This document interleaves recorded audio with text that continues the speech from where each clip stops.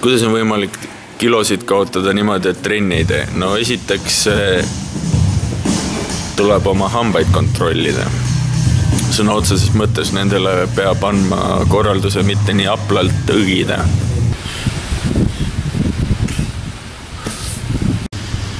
Vittu räig.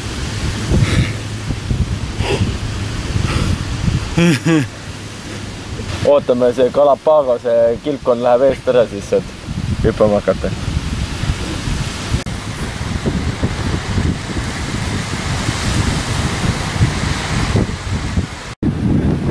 Roomatud on käidud, on nüüd oleme jõudnud siis lõpuks lendama.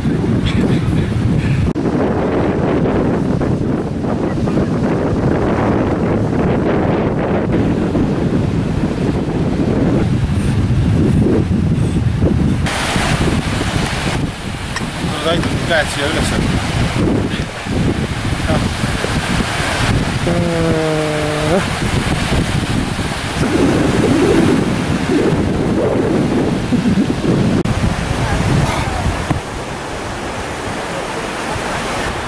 Tegelikult pole ju mingeid kalleid antleid vaja selleks, et trenni teha. Piisab ühes sükesest kivist ka, mis täitsa siit ramast rannast leiab, on ju? Või siis võta lihtsalt enda küljes ripuvad 220 jurakat ja tõsta neid. Tee nende läsudega trenni, jah? Just.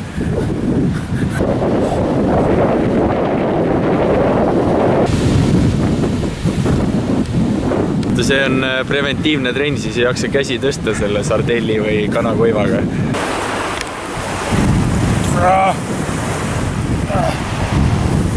Ja nii pea veel strip-pokerit mängida ei saa. Nii aeglaselt selle pluusi ära võtta.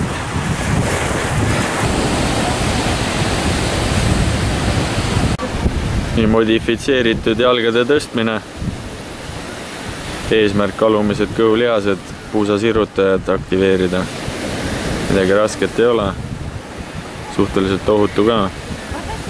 Kõht on päris mõnus. Vette. Ette, jah. Väikene ranna aeroobika vees ja siis on tänaseks kõik. Nii, ega siin väga kiiret vette minekut ei ole, aga ütleme nii, et treener nõuab ja siis keha võitleb vastu. Vesi on piisavalt jahe, tuul on tugev.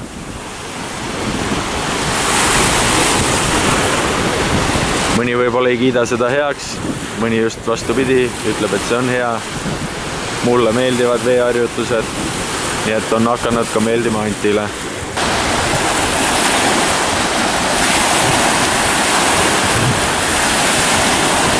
Seal ta siis on, proovib Soome lahte vahtu ajada. Ja vaikselt hakkavad juba selja peal lihased välja joonistuma. Talje ümbermõõt on vähenenud oluliselt.